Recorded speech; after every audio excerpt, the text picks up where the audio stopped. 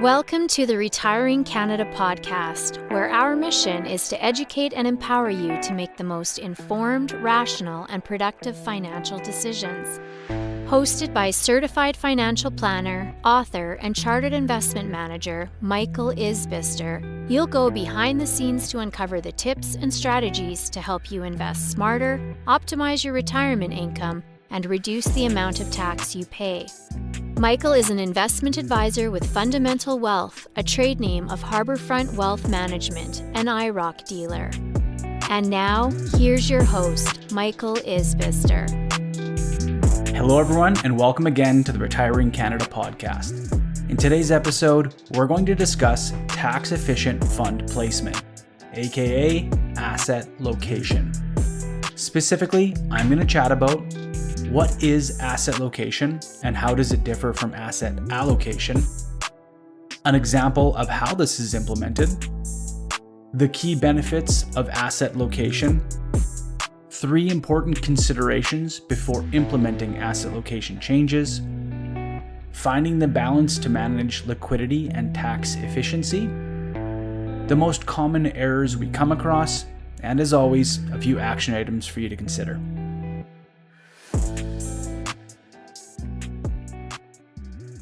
Well, I hope everyone has been enjoying their summer so far. My family and I have bounced around to a few different lakes this year, and I've really enjoyed exploring our province with the little ones. I do have one exciting piece of news to share with you that I think you will appreciate. This fall, I will be pivoting the podcast to a slightly different format that I think you will enjoy. I'm going to be updating on a weekly release schedule, and I'll also be video recording the podcast and making it available on YouTube. I've been considering this change for a few months now and have been diligently preparing to do the switch, but I really just want to ensure that I have the highest quality content for you guys. So stay tuned, exciting things to come. And if you want to make sure you don't miss it, feel free to jump on my Retiring Canada newsletter so you never miss any of my retirement planning content. Okay, so back to the episode today. I will be discussing tax-efficient placement of your investments within your retirement accounts, also known as asset location. Not to be confused, of course, with asset allocation. So as a refresher, asset allocation refers to the percentage of your portfolio that will target each asset class. So an easy example is a typical 60-40 portfolio. This is made up of 60% equity or stocks and 40% fixed income or bonds. These represent your asset classes, equity and fixed income, and together their percentages represent your asset allocation. As a refresher, asset allocation refers to the percentage of your portfolio that will target each asset class. So an easy example is a typical 60-40 portfolio.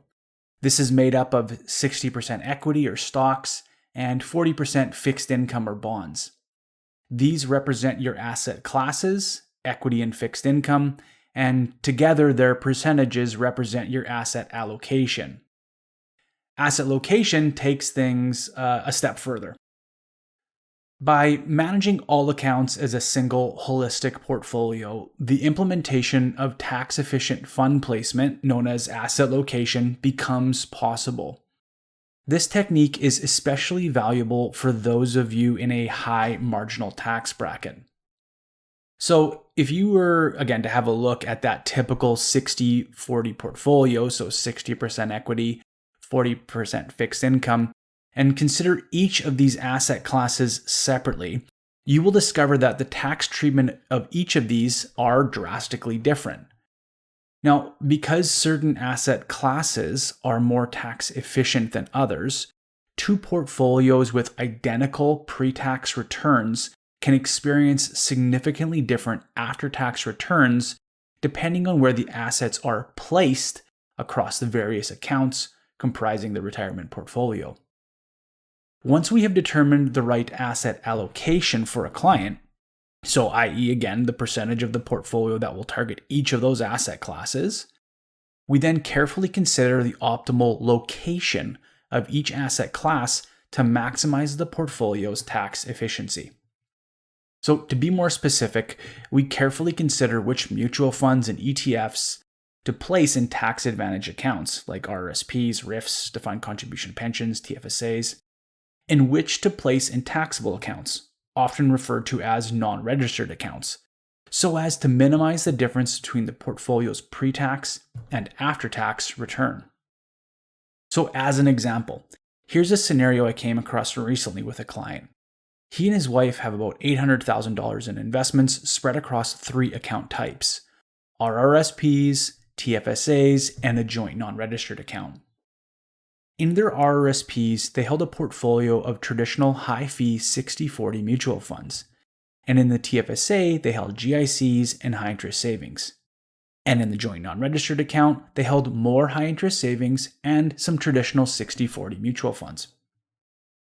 After careful consideration by myself and my team, we determined we could build a more tax-efficient portfolio without changing their risk profile.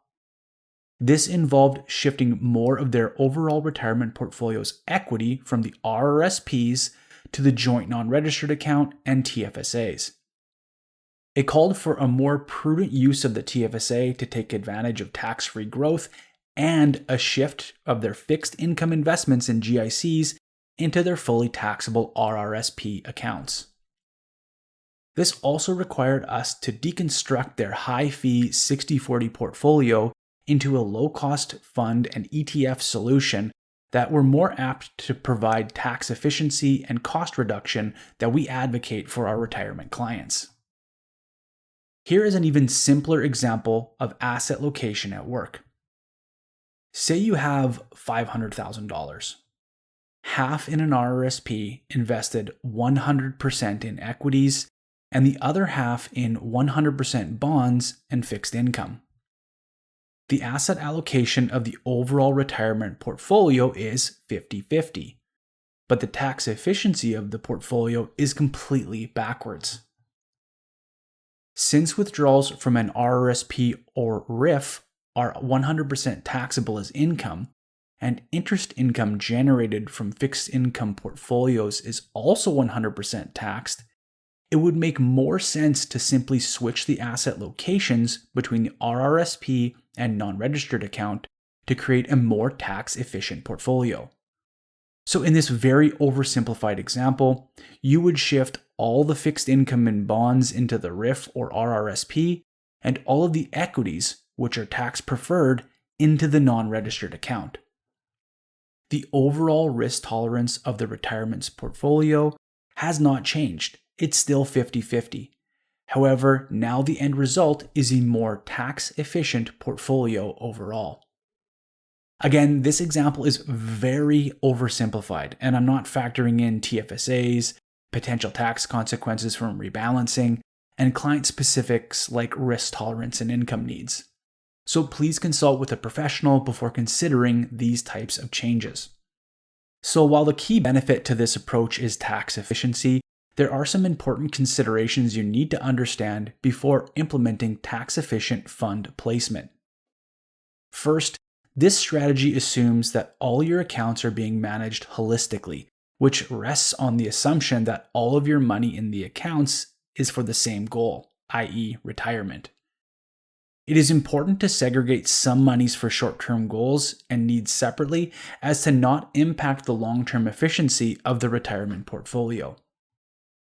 Next, in order to implement this strategy, you need to be comfortable with each of your accounts getting different returns, and instead focus on an overall after-tax performance of the aggregated portfolio.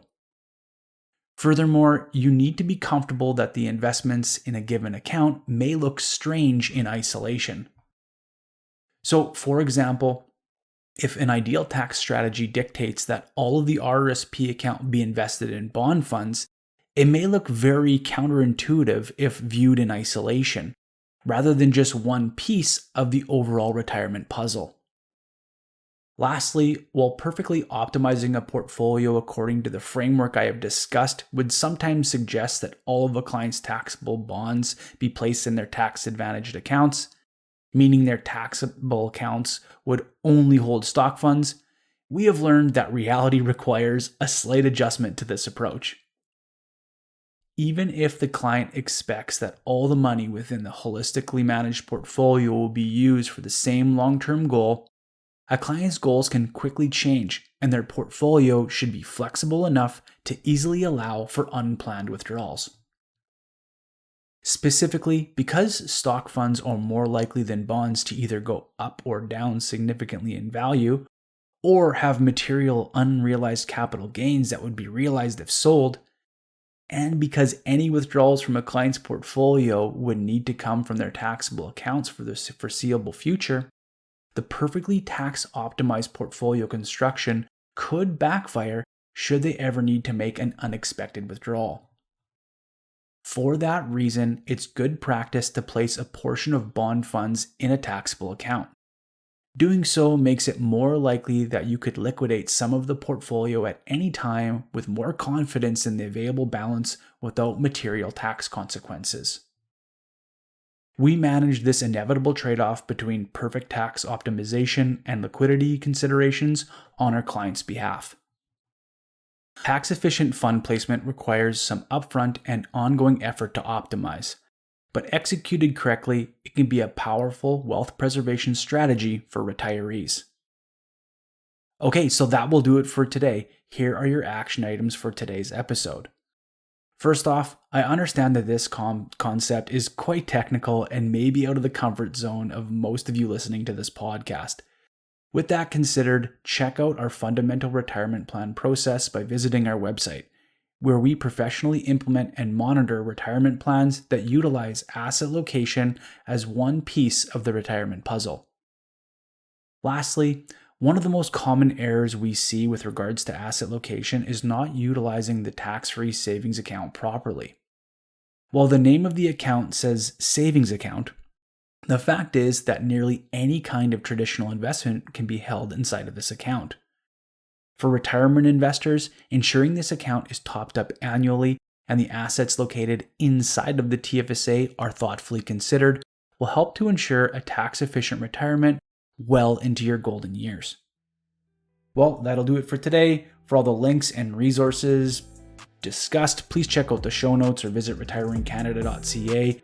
If you're enjoying the show, please subscribe and leave us a 5-star review in your favorite podcast app. Be sure to sign up for our weekly Retiring Canada newsletter. And hey, when it comes to your retirement, don't take chances. Make a plan so you can retire with confidence. All comments are of a general nature and should not be relied upon as individual advice.